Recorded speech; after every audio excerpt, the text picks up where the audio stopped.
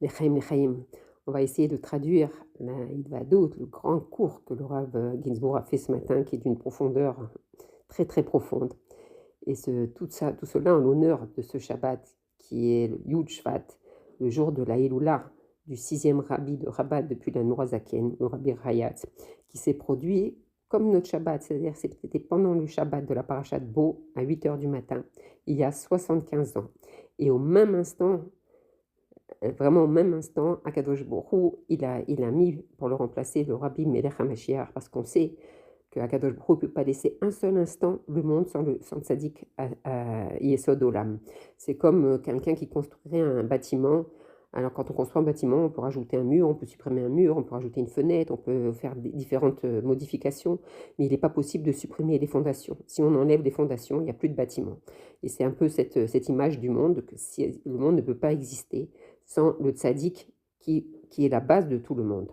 Donc dès l'instant où le Rabbi Rayatz est parti de ce monde, au même instant, le Rabbi Melech HaMashiach a pris sa suite. Et comme le Rabbi explique avec Moshe Rabbeinu, que le 7 Adar, quand Moshe Rabbeinu est parti sur la montagne, au même instant, sa Neshama, elle est rentrée dans Yoshua. Et ça s'est perpétué jusqu'à notre génération. Il n'y a pas une seule seconde où le monde peut rester sans un tzaddik Yesod Olam qui supporte le monde. Et le Rabbi explique que bien que les Rachamim, c'est écrit dans la Torah que Moshe est mort, mais les Rachamim ils disent que non, Moshe il n'est pas mort, sa Neshama elle continue de vivre. Le Kadosh Baruch Hu ne peut pas laisser le monde un seul instant sans la Neshama de Moshe Rabbeinu dans le monde. Et c'est pour cela que dans chaque génération, au moment où le tzaddik, comme on dit que quand le soleil se couche, il y a déjà le soleil qui se lève, c'est-à-dire au moment où le tzaddik de la génération il part de ce monde, au même instant vient le nouveau tzaddik de la génération suivante qui va assumer les fonctions de dirigeant du peuple juif. Et donc la même chose pour notre génération. Au moment où le Rabbi Rayatz il quitte ce monde, le Rabbi Melech HaMashiach est prêt à recevoir cette Neshama de Moshe Rabbeinu et commencer sa mission de la 7e génération il y a exactement 75 ans. Et en fait, ce qui s'est passé, c'est à ce moment-là, le Rabbi a reçu en lui-même cette Neshama de Moshe Rabbeinu, mais il n'a pas été d'accord d'assumer ce rôle de dirigeant de la génération. Et donc il a fallu attendre un an, le 11 Shvat 5751, pour que le Rabbi assume cette fonction.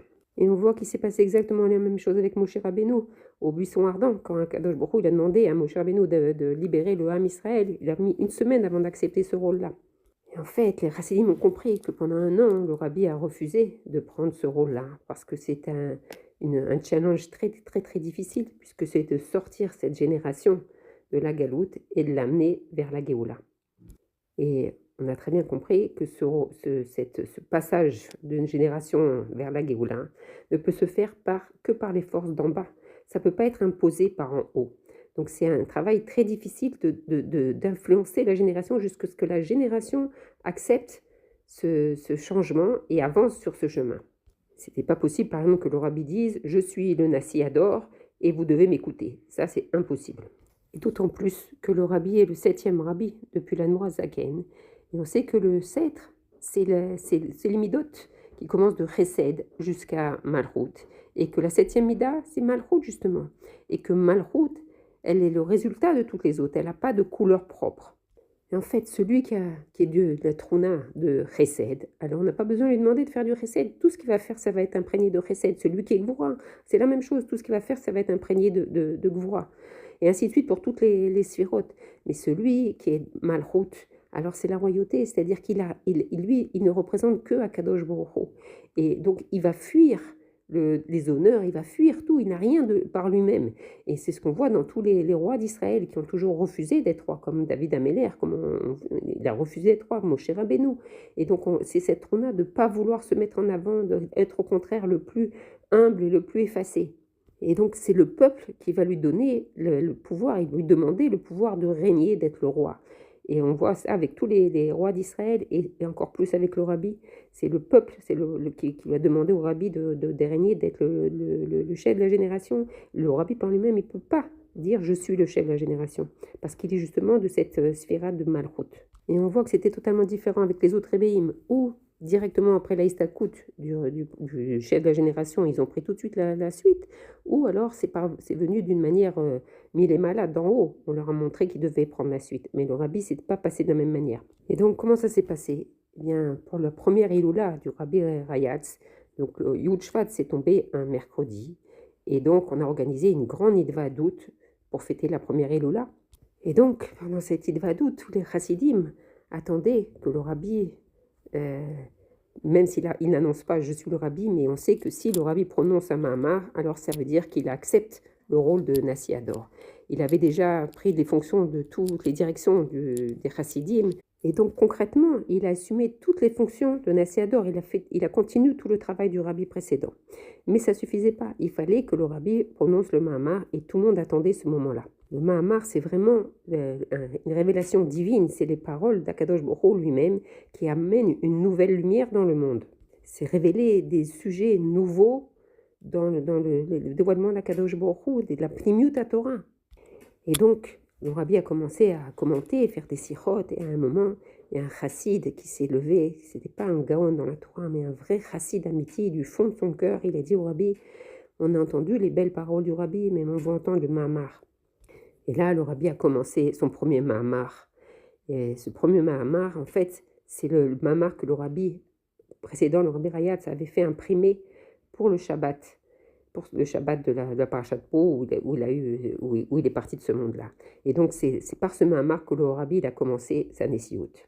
Et donc, comme on a expliqué plusieurs fois, donc ce mahamar, Bati Legani, qui est un mahamar qui est très long, en 5 parties, et que chaque année, le rabbi il commente un paragraphe et il refait l'ensemble, il fait le résumé de l'ensemble du mahamar du rabbi précédent, et il commente un des paragraphes chaque année, un paragraphe suivant. Et donc de là, notre grande joie aujourd'hui, puisqu'on va fêter la Elula du rabbi précédent et aussi la prise de Nessiou du rabbi. Alors c'est vrai qu'officiellement c'est 74 ans, mais on sait que dès l'instant, comme on l'a expliqué, donc ça fait dès l'instant de la Istalkout du rabbi précédent, donc ça fait 75 ans. Et ce qu'on doit souligner aussi, donc l'Istalkout c'était le Shabbat, la Parashat Bo, et le jour où le rabbi il a pris Yud Aleph Shvat, ses fonctions, c'était le mercredi de la Parashat Béchalar. Bien sûr, tout ça est très très précis, toutes ces dates sont très très précises, et on sait que de la même manière que Moshe Rabbeinu, avant de sortir d'Égypte, Akadosh Baruch Hu lui a dit Boel Paro, il a fait rentrer dans les palais de Paro, parce qu'il fallait lui donner la force d'unir les mondes supérieurs et les mondes inférieurs, et que c'est la puissance, ces Paro d'en bas, les forces du mal qui détenaient, si on peut dire, la clé de ces grandes lumières qui sont cachées dans les palais de Paro spirituellement. Et il fallait que Moshe Rabbeinu il récupère cette force et cette puissance. Et donc ce Paro, cette source de Paro, en fait, c'est tout le dévoilement profond d'Akadosh Baruch Hu. Mais si on peut dire détenu dans le Paro d'en bas, dans les forces du mal. Et donc Akadosh Baruch Hu, il a provoqué cette rencontre entre Moshe et Paro, la source de Paro, pour récupérer cette force, cette puissance qui va lui permettre après de libérer le Ham Israël et d'arriver jusqu'à Matan Torah. Et donc ce grand dévoilement que Moshe il a eu à ce moment-là, après, c'est ce qui a permis le grand dévoilement au peuple entier. Le peuple entier a vu Atzmut, Akadosh Baruch Hu, comme c'est écrit Anori Hashem Elokecha. Et quel est le rapport avec le Rabbi Rayatz? Pourquoi le Rabbi Rayatz est parti de ce monde d'Avka, le Shabbat de la Parashat Bo? Parce que justement, il a eu le même voyage, si on peut dire, que Moshe Rabbeinu. Il est rentré dans les palais de Paro, où Akadosh Baruch Hu, il lui a dévoilé des lumières, et s'est dévoilé encore plus, d'une manière encore plus grande qu'avec Moshe Rabbeinu, puisque nous on se trouve à la veille de la Géoula et qu'on a avancé dans tout ce processus, et que donc c'était des lumières très très très très très fortes, et le corps du Rabbi Rayatz n'a pas pu supporter ce dévoilement intense. Il y a eu la Istalkout, mais c'est pas le but. Le but, c'est pas qu'il y ait la Istalkout du Rabbi, c'est que toutes ces lumières intenses, qui sont les lumières avant la Géoula, qui vont permettre la Géoula concrète, elles descendent dans ce monde-là. Donc immédiatement, l'échama du Rabbi précédent est rentré dans le corps du Rabbi Melech HaMashiach, et comme ça, on peut être réintégré dans son corps toutes ces lumières. Et ça encore, ça reste à l'intérieur du Rabbi, ça ne profite pas au monde. Mais que se passe-t-il le 11 Shvat 5751? Ça tombe un mercredi. Et le mercredi, on sait que c'est le jour où Akadosh Baruch Hu, il a suspendu les astres dans le monde. Et donc, le Rav Ginsburg, il a expliqué que le soleil, ça représente le rabbi précédent, qui est le Maor, qui est le luminaire du monde, et que la lune, elle représente le Rabbi. Et que pendant tout le temps où le Rabbi Rayatz il régnait, alors le Rabbi, il éclaire le monde avec la lumière transférée du Rabbi précédent. Mais à partir du moment où le Rabbi précédent il est parti, alors la lumière, la lune, elle a cette lumière-là, mais c'est comme si elle est cachée avec des nuages, elle ne reflète pas sa lumière.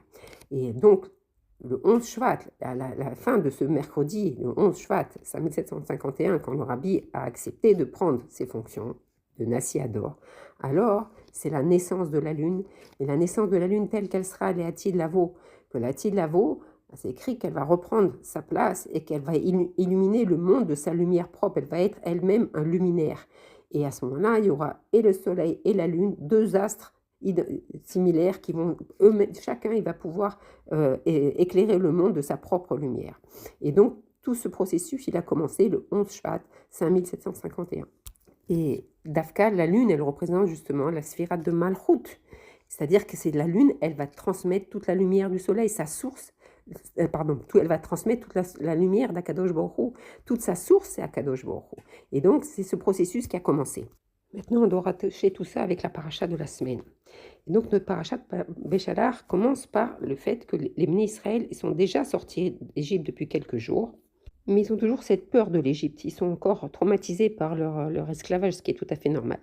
Et Paro, d'un autre côté, il se réveille et comprend qu'il a laissé partir le peuple qui le servait et il a décidé de le poursuivre.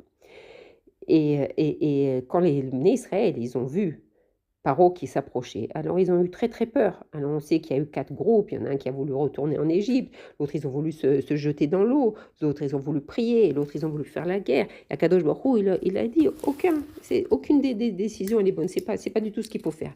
La seule chose qu'il faut faire, c'est qu'il faut avancer. Et on voit que c'est Nadav qui a commencé à avancer. Et il a dit, avec un bitachon, Hachem, c'est Hachem, il demande d'avancer. Il faut y aller. Et il a avancé jusqu'à ce que l'eau, on raconte, jusqu'à ce qu'elle arrive au niveau du nez. Et la mer s'est ouverte.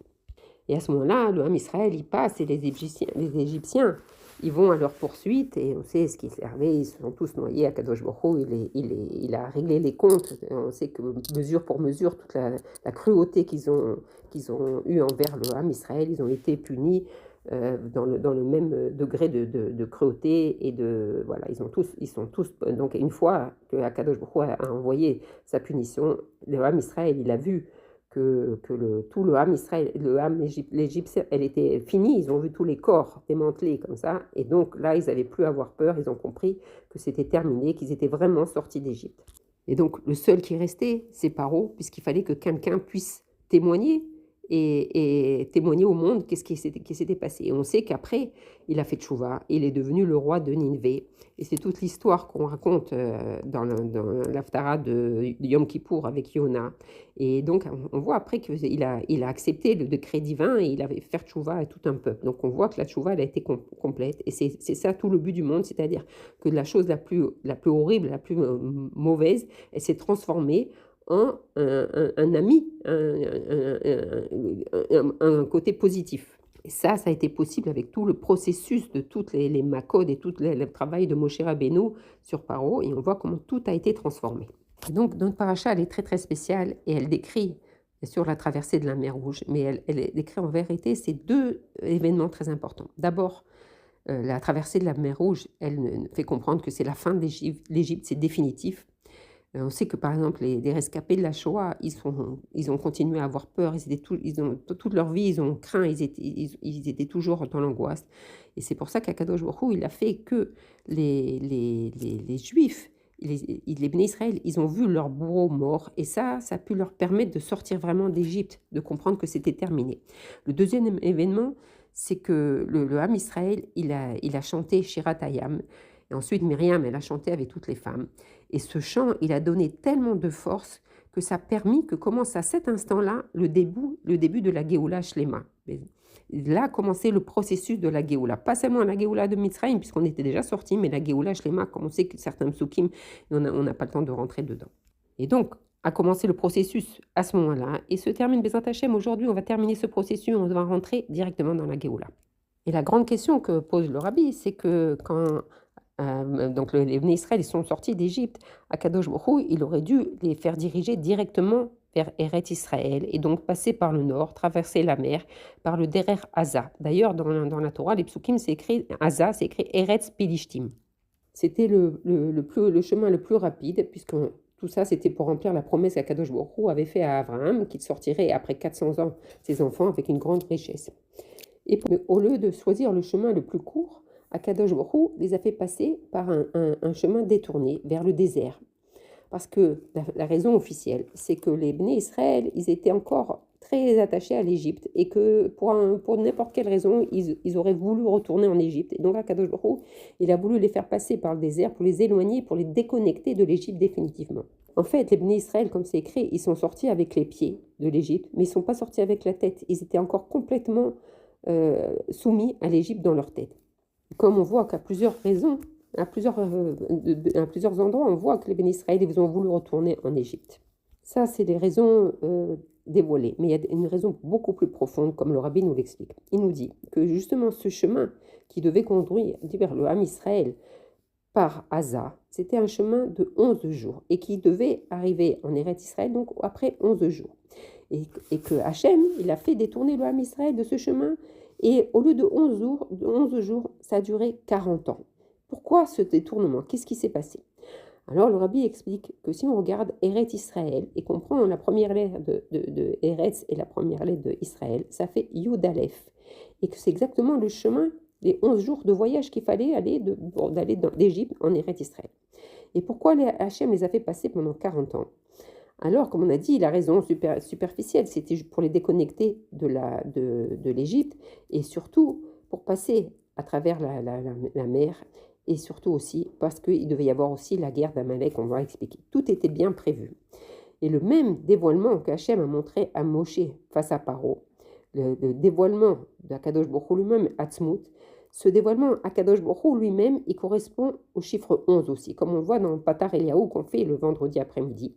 C'est écrit que Akadosh Baruch Hu, il n'est pas dans le compte des 10 sphérotes, il est au-dessus du compte. Et donc, s'il y a les 10 sphérotes, Akadosh Baruch Hu, il est au-dessus, et donc ça fait 11.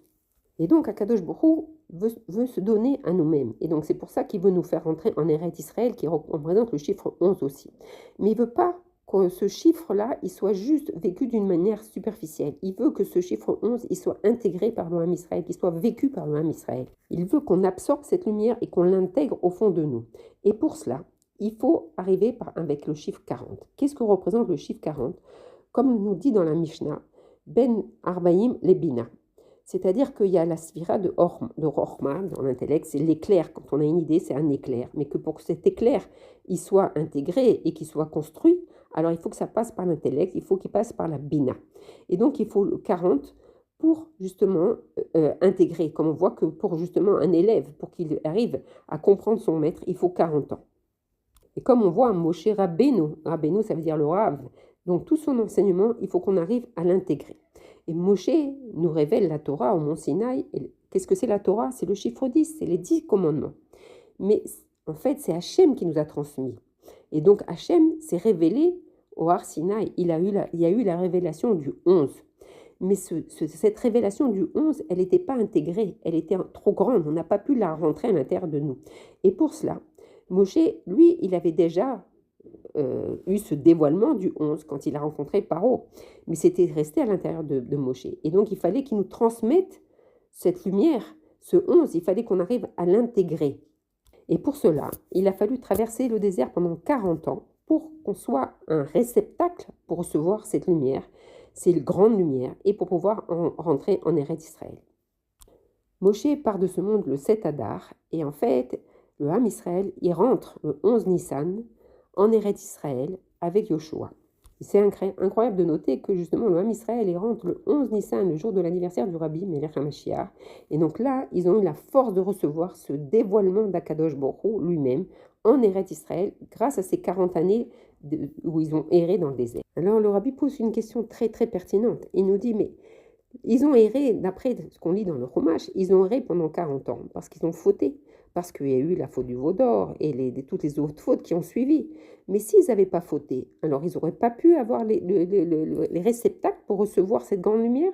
Alors le Rabbi nous explique que Moshe Rabbeinu, quand après Matan Torah, Akadosh Baruch Hu, il a demandé à Moshe Rabbeinu de monter sur le Har Sinaï pendant 40 jours. Et oui, il n'a pas mangé, il n'a pas bu, il n'a pas dormi. Et on sait que chaque jour, c'était comme une année. Donc tout le but, c'était justement que Moshe, par le fait qu'il soit monté pendant 40 jours au Har Sinaï, il construise le Kéli, le réceptacle, pour que le Ham Israël il puisse recevoir cette révélation. Et en contrepartie, le Ham Israël, il devait rester fidèle à Moshe, attaché à Moshe, et attendre son retour. Et ainsi, ils auraient pu recevoir les réceptacles pour recevoir ces grandes lumières. Mais Moshe, lui, il a construit le réceptacle, mais le Ham Israël, il a pas fait sa partie, et ils ont fauté, ils ont eu peur, et ils ont fait le Chet HaEgel. Et donc, ils n'ont pas pu intégrer ces lumières avec leur foi. Et donc, ils ont dû faire des efforts et errer pendant 40 ans dans le désert pour arriver à ce niveau-là. Maintenant, on doit comprendre autre chose. Tous les peuples qui étaient à ce moment-là avaient très peur du Ham Israël. Ils savaient qu'Akadosh Baruch Hu les dirigeait, les protégeait et combattait pour eux. Il n'y avait qu'un seul peuple qui n'avait pas peur, c'était Amalek. Et Amalek, il supportait pas de voir cette force du Ham Israël. Et donc, on voit à la fin de notre paracha comment Moshe il donne la force à Yoshua de faire la guerre. Et Yoshua, il a affaibli Amalek. Amalek, il avait la haine du peuple juif. C'était un descendant de Esav, le petit-fils de Esav, et il avait la haine du peuple juif. Et donc, après, il a affaibli Amalek. Et donc, pendant 40 ans, on n'a plus entendu parler d'Amalek. Jusqu'à la fin, juste avant de rentrer en Eretz Israël, encore il y a eu une guerre avec Amalek. Encore une fois, il a été affaibli. Ensuite, il y a eu avec Shaoul Améler, où il n'a pas détruit tout le peuple d'Améler, et de là est né l'ascendant de Haman, Aracha. Et ensuite vient Mordechai, qui est un descendant de Shaoul, pour justement réparer ce manque. Et donc, Mordechai et Esther ont fait cette guerre à Amalek, mais ils n'ont pas éliminé Amalek, ils l'ont affaibli. Et pourquoi? Parce que dans Amalek, comme on sait que toute chose, le Rabbi nous l'a expliqué, toute chose dans ce monde a une racine spirituelle. Donc, même dans Amalek, il y a des nitzotzot, il y a des étincelles de Gdusha. Et ces étincelles, il faut arriver à les récupérer. Et en fait, Amalek, il vient perturber le Ham Israël parce qu'il veut récupérer cette force, il veut récupérer les forces du 11. Il veut cette lumière. Pas pour la lumière, mais il veut la puissance. Puisque le 11 représente le makor, la source de toute la lumière, c'est le luminaire, c'est le etzem, comme le soleil, c'est le luminaire qui reflète et ses rayons, ils sortent à l'extérieur. Et Akadosh Baruch Hu, il veut se révéler au Ham Israël, mais Amalek veut cette lumière, et donc il veut empêcher qu'Akadosh Baruch Hu, il révèle cette lumière au Ham Israël. Mais le problème d'Amalek, c'est qu'il n'est pas capable de s'annuler à Akadosh Baruch Hu. Il n'y a que le Ham Israël qui peut s'annuler à Akadosh Baruch Hu et donc recevoir ces lumières.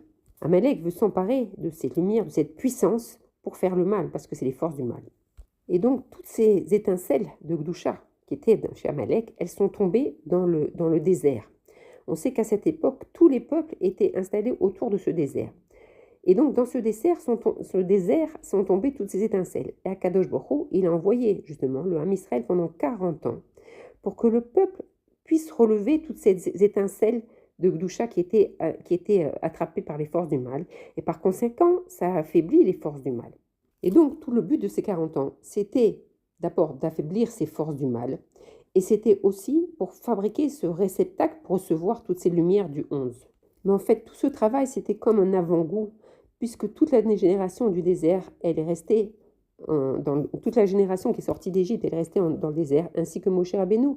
Donc, on ne pouvait pas atteindre ce niveau de réceptacle parfait. Donc, on doit recommencer tout ce processus. Donc, on a compris que pour arriver à ce but, c'est-à-dire de récupérer ces lumières du 11, il faut fabriquer un réceptacle pour recevoir ces lumières. Et d'un autre côté, grâce à tout ce travail de 40 ans, alors on affaiblit les forces du mal. Ces forces du mal qui nous empêchent de recevoir ce dévoilement de ces grandes forces. Faire ce réceptacle, c'est arriver au chiffre de 40, comme on l'a dit, c'est pour avoir, comme c'est écrit, Lev la da'at, Enaim lirot, Oznaim lishmot. C'est-à-dire qu'on doit avoir un cœur pour comprendre, des yeux, parce que des fois on peut voir des choses mais on ne les voit pas, elles sont devant nos yeux. Et aussi on peut entendre des choses mais pas les comprendre. Donc c'est ce passou qui nous fait comprendre qu'on doit faire un effort pour acquérir toutes ces valeurs-là. Donc pour recevoir ce Kéli parfait, pour être un Kéli parfait, pour recevoir ces grandes lumières, en fait, on a eu plusieurs occasions. La première occasion, c'est justement 40 jours que Moshe il est monté au Har Sinaï et il a voulu révéler ses lumières au Ham Israël, mais que le Ham Israël, il n'a pas été fidèle. Donc, on n'a pas pu recevoir ces lumières. Ensuite, il y a eu les 40 ans de désert, mais ça n'a pas été complet puisque Moshe il est resté dans le désert et toute la génération, elle est restée dans le désert, donc ça ne pouvait pas être complet. On a la troisième occasion, c'est la dernière génération. La dernière génération de la Galoute est la première de la Géoula. Et Bo El Paro, c'est justement le dévoilement du 11. Un dévoilement qui n'a jamais eu comme ça dans le monde, des lumières extraordinaires. Et qu'est-ce qui s'est passé? Il y a eu l'Aïstalkou du Rabbi, la Neshama, elle s'est séparée du corps. Et au même instant, cette Neshama, elle est rentrée dans le corps du Rabbi. Comme on l'a dit, le monde ne peut pas rester une seconde sans le tzaddik Yesod Olam. Mais à ce moment-là, il n'y a pas encore les réceptacles pour recevoir cette lumière. Mais on voit que le Rabbi, il est né pour ça. Il est né le 11 Nissan, le jour, justement, où le peuple d'Israël est rentré en Eretz Israël. En plus, on sait que le mois de Nissan, c'est le mois de la naissance du Ham Israël. Et le 11 de ce mois, le chiffre 11, Davka, c'est le jour où le Rabbi, il est né. Bien sûr, c'est tout un processus. Il a grandi, il avait cette Neshama en lui, mais elle ne pouvait pas se dévoiler. Il s'est marié avec la fille du Nassiador. Ensuite, il y a la Istalko du Rabbi, et donc cette Neshama, elle est rentrée en lui.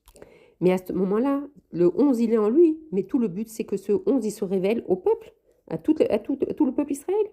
Alors, bien qu'il y ait eu cette grande révélation, Yud-Shvat, et que l'année suivante, quand le Rabbi l'a dit, bâtis les gagnis, je suis venu dans mon jardin, c'est-à-dire que la révélation, elle a commencé. C'était la révélation, il n'y avait pas le réceptacle pour recevoir toutes ces lumières. Et donc, le Rabbi nous a conduits pendant 40 ans, jusqu'à l'année Tafshin Nun. Et là, ça faisait 40 ans de Nessio du Rabbi. Et cette année-là, Yud-Shvat, il tombait aussi Shabbat. Et tous les chassidim sont venus pour fêter cet événement-là. Et le Rabbi, il y avait un monde fou et c'était Shabbat, sans micro, etc. Mais tout le monde a entendu les paroles du Rabbi. Et là, le Rabbi annonce que les 40 ans sont terminés et qu'on a les réceptacles pour recevoir ces lumières et qu'on a Lev la Da'at, et Naïm l'Irot, Oznaïm l'Ishmoa. Et donc là, tout est prêt. C'est différent de la génération de Moshe, parce qu'à l'époque de Moshe, il y avait toujours des révoltes, il y avait toujours des fautes. Mais là, les chassidim du Rabbi, ils sont complètement annulés au Rabbi. Ils écoutent leur enseignement, ils sont fidèles au Rabbi. Et ce qui est extraordinaire par justement la conduite du Rabbi, tout celui qui est, faut pas être un chassid, tout celui qui a eu un rapport avec le Rabbi, il devient fidèle au Rabbi. Et les enfants qui sont nés depuis ces 40 ans, ils sont fidèles au Rabbi. Et tous les juifs qui sont ramenés par la tchouva, ils sont fidèles au Rabbi. Et tous deviennent ces shluchim. Et donc, Baruch Hashem, on a fini ce travail des 40 ans. Et 2 ans après, on Tafshin Nun Bet. En fait, c'est le dernier Yud-Shvat. On a pu écouter le Rabbi jusqu'à ce jour. Le Rabbi a expliqué que bien qu'on a fini les 40 ans, il manque encore quelque chose. Et c'est quoi? Parce que les Bnei Israël, dans le désert, dans leur traversée du désert, ils ont eu 42 étapes. Et comme on l'a dit, ils auraient pu arriver en 11 jours, mais ça a duré 40 ans. Et pourquoi il fallait 42 étapes? En fait, 42, ça correspond à une alia, une montée. En fait, pour monter, il faut le chant. Et différents psukim m'expliquent ça, que quand on chante, alors on a une élévation de notre âme, on se sent élevé. Et donc ce chant que le Ham Israël a chanté après la traversée de la mer, Yashir Moshe, en fait, si on regarde les paroles, c'est un chant de la construction du 3e Beth Amikdash. C'est un chant d'élévation qui nous amène directement au 3e Beth Amikdash. Et là, le Rabbi nous révèle un sod, qu'il y a il y a plusieurs noms d'Akadosh Baruch Hu qui expriment l'élévation, mais il y a un nom particulier qui exprime vraiment cette élévation, c'est le Shem Membet, qui correspond à Anna Beroar. Si on compte chaque mot de cette petite fila, alors on va voir qu'il y a exactement 42 mots. Et chaque mot, c'est un sod qui nous permet, avec ces 42 mots, d'arriver à l'élévation de bas en haut. Et on voit qu'à chaque fois que dans la tefila, par exemple, quand on passe d'une situation à une situation plus haute, alors on doit dire un aberroir. Par exemple, le soir avant de se coucher, dans la tefila, avant Shabbat, et ainsi de suite. À chaque fois qu'on a une élévation, on doit réciter ce chant. Et donc, pareil pour le Ham Israël, ils ont erré pendant 40 ans, mais il fallait ce chiffre 42 qui est le sod de l'élévation. Alors, pareil pour nous. Le Rabbi nous a dirigés pendant 40 ans. Bien entendu, on n'a pas eu 42 étapes. Le Rabbi n'a jamais voyagé. Mais ça se traduit par 42 ans. Il a rajouté 2 ans au compte de 40 pour arriver à cette perfection. Et donc, en Noutbet, le Rabbi dit, c'est fini. On a tous les kélim, on a tout le travail, on a tout terminé, on a atteint la shlemut. On a les 40 ans de construction de notre réceptacle. Chacun, il a un cœur pour comprendre. Il arrive à une maturité. On a les 42 étapes avec les 42 années où on a cette élévation, le secret de l'élévation, de la alia. Alors, qu'est-ce qui manque? Il manque à sauter dans la gala, comme il a dit. Ça veut dire quoi, sauter dans le train? C'est-à-dire que on doit sauter dans le train de la Géoula. Mais tant que tous les Juifs ne sont pas montés dans le train ne peut pas partir. Alors, on pourrait se dire, bah, ça peut durer des siècles. Shalom. Et il y a un enseignement sur ça, c'est que on doit voir dans notre corps. Par exemple, on peut se lever, le matin, on se réveille et on n'arrive pas à se lever. On est comme, on n'arrive pas à se lever. Et il suffit d'avoir une petite idée, quelque chose qui va nous faire démarrer. En un instant, on arrive à lever le corps en une seconde. Et donc, c'est la même chose qui va se produire, Bezrat Hashem, avec le Ham Israël. Et il faut comprendre que dans le Ham Israël, il y a certaines personnes qui ont le pouvoir d'influencer et de décider le peuple. Et c'est ces personnes-là qu'il faut toucher. À partir du moment où ces personnes-là, elles vont comprendre et avoir envie de monter dans le train de la Géoula, en un instant, tout le peuple, il va monter. Mais on peut se dire quand même, il y a quand même 33 ans de toutes ces paroles-là. Alors, où on en est? Si ça ne s'est pas passé, quand le rabbi il a dit on a fini à 40 ans, quand on a, après, à l'étape suivante, 42 ans, alors on pourrait se dire mais chas v'shalom, ça ne va jamais arriver. Si à 33 ans on était sûr que ça allait arriver et que ce n'est pas arrivé, maintenant après 33 ans, alors le bitachon il diminue, c'est difficile. Alors il nous révèle des grands secrets. Il nous dit qu'il y a donc 75 ans qu'il y a eu la Elula du rabbi précédent, où donc il y a eu cette révélation de toutes ces lumières. Ensuite, on a passé les 40 ans, ensuite on a passé les 42 ans. Ensuite, on est maintenant 33 ans après tout ça. Et 33 ans, c'est aussi la guématria de Gal, dévoilée. Donc vraiment, on est à l'instant du dévoilement.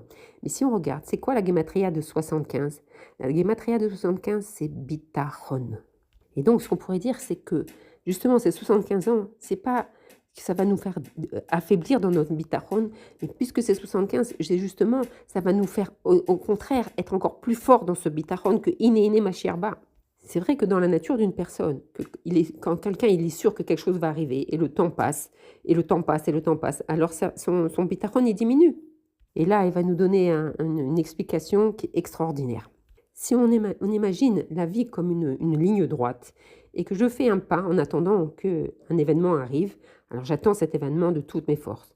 L'événement ne se produit pas, alors je continue à avancer. Et là, au deuxième stade, mon espoir, il diminue. Et après, j'avance encore, et mon espoir, il diminue de plus en plus. Ça, c'est la nature humaine. Et donc, d'après la nature humaine, même si au bout du compte, je vais arriver à ce que j'espérais, mais je m'affaiblis de jour en jour dans mon espoir. Ça, c'est la nature humaine. Et pourquoi c'est comme ça? Parce qu'au fur et à mesure, il s'éloigne du point de départ où il avait le bitachon le plus fort. Et plus il avance, plus il s'éloigne de ce bitachon. Et donc, quand le rabbi a annoncé toutes ces choses-là, alors on avait un bitachon absolu.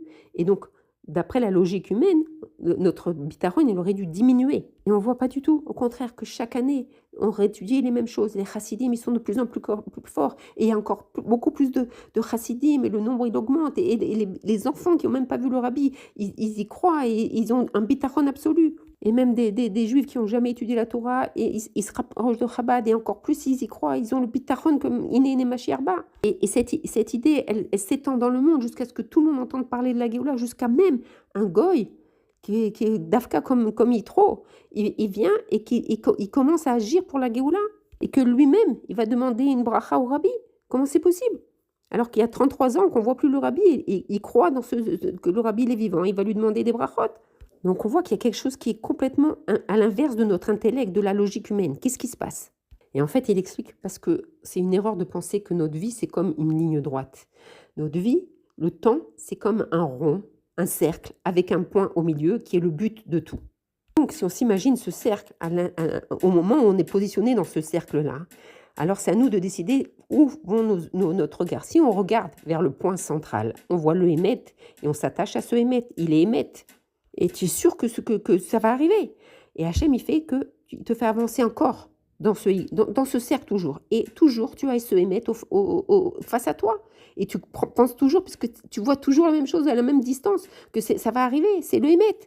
Et donc, à chaque point de ce cercle, tu t'éloignes pas de la Nekuda. Elle est toujours au même point. Et donc, ce émettre, il est toujours émettre, et il est toujours devant tes yeux.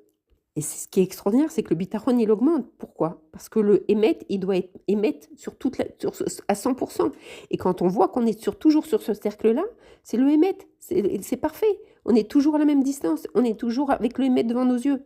En fait, on doit s'imaginer qu'à partir quand le rabbi il a expliqué que Iné Mashiach ba, que Mashiach il est dans le monde, il a commencé son travail. Alors c'est le higoul, c'est le cercle du milieu, c'est le point du milieu, et que nous, on est en train de tourner autour pour montrer justement que de chaque instant de notre vie, c'est le émet. On est en train de vérifier que tout est émet. Et donc, on va finir ce cercle-là, puisque on a dit c'est le 75, c'est le bitachon, et que notre bitachon, il se renforce d'année en année, parce que justement, on est en train de terminer ce cercle-là, et on a prouvé que de tous les points du cercle, on voit le émet, c'est le émet absolu, il n'y a pas un espace vide, c'est le émet. Ce qui veut dire, c'est qu'on ne s'éloigne pas de la Nekuda centrale, mais au contraire, c'est la Nekuda qui s'élargit, qui se déverse. Et c'est la raison pour laquelle la première mitzvah qui doit être accomplie, c'est la nomination du roi, nommer le roi Mashiach. C'est ce qui s'est passé donc en Noun et Noun Bet. Parce qu'il faut fixer la Nekuda, et le Meler, c'est la Nekuda. La deuxième mitzvah, c'est effacer Amalek. Et en fait, Amalek, il nous dit, oui, c'est vrai qu'il y a le Meler, mais qu'est-ce qu'il fait? Il essaye de nous faire tourner la tête de l'autre côté, de regarder en dehors du cercle, ou en arrière, ou en avant, mais pas vers le Meler. Mais si on se renforce, on détruit Amalek, il n'a plus de force. On regarde vers le Meler, on ne regarde rien d'autre. Et la troisième étape, c'est la construction du Beth Amikdash. Et le monde entier, il va devenir Eret Israël. Il n'y aura plus un endroit vide d'Akadosh Baruch Hu. Le Ein Sof d'Akadosh Baruch Hu, il va se dévoiler dans le monde entier. Et on se trouve là. On se trouve entre Yud et Yud Aleph Shvat. Il y a 75 ans dans l'année PE. Et donc on a fini les années de Bitachon, puisque 75 c'est Bitachon. Et donc on est à cette Nekuda-là où le Meler va se révéler. Et donc, on va recevoir la royauté du roi Melech HaMashiach, du rabbi Melech HaMashiach, et on regarde face au roi, et il va arriver ce dévoilement d'Akadosh Baruch Hu, et on va, avant même Shabbat, on va être directement dans le Beth Amikdash. Yechia Adonai, nous mourir, nous verra, nous Melech HaMashiach, l'Olam.